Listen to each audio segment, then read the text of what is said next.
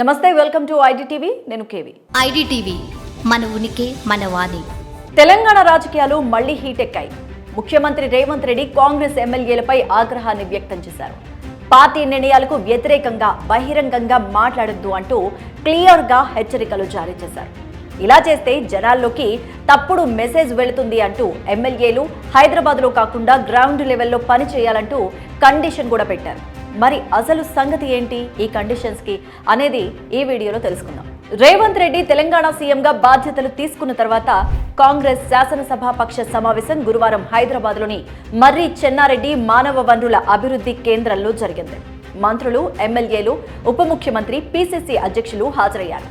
ఈ మీటింగ్ ఏకంగా 5.5 గంటల పాటు నడిచింది. చివర్లో సీఎం రేవంత్ రెడ్డి మాట్లాడుతూ, ఏవైనా సమస్యలుంటే నేరుగా చెప్పండి, కానీ బయటకొచ్చి మాట్లాడితే పార్టీ పరువు పోతుంది అంటూ ఎమ్మెల్యేలకి ఖచ్చితమైన హెచ్చరిక జారీ చేశారు. మీరు పార్టీకి వ్యతిరేకంగా మాట్లాడితే నష్టం మీకే.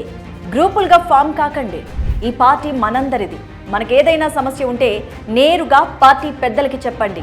మీటింగ్ పెట్టి బాహాటంగా మాట్లాడితే చివరికి నష్టపోయేది మీరే అంటూ తేల్చేశారు రేవంత్ రెడ్డి. ఎమ్మెల్యేలు ప్రజల్లో ఉండండి, ప్రభుత్వ పథకాలను ప్రచారం చేయండి.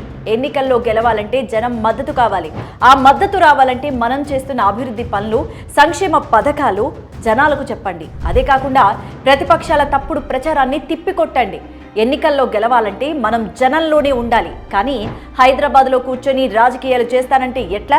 పాలిటిక్స్ అంటే గ్రౌండ్ లెవెల్లో పనిచేయాలి, జనం మధ్యలోనే తిరగాలి అని ఒక విధంగా రేవంత్ రెడ్డి ఎమ్మెల్యేలకు హుకుం జారీ చేసినట్టు తెలుస్తోంది.